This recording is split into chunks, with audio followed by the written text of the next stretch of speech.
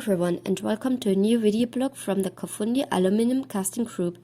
Today I'm here to talk to you about the process of tempering, maturing and revision of the parts. In our company we have a furnace with two cabins, a heating and a cooling cabin. In the first one, in the heating cabin, the parts are heated up to a temperature close to 600 degrees.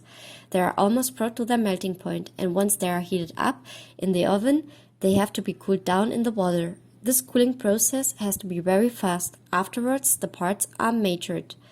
Right now, we have seen how we introduce the parts into the furnace, which I said before has almost 600 degrees. And now we see how we put them into the water. See the bubbles?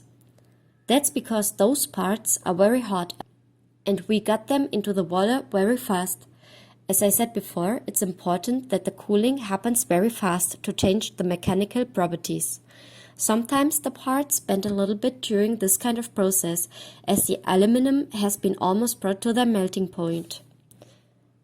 If this happens, the employees have to manually rework them, either with calipers or with a marble, or with whatever helps to bring them to their original shape. Now we see how the employee is examining the part as it has bended a little bit. He takes it to the side and he straightens it again. This is a little bit of everything I can tell you about the heat treatment and maturing process. If you want to know more about the casting world, visit our webpage www.cofundi.com. Thank you very much.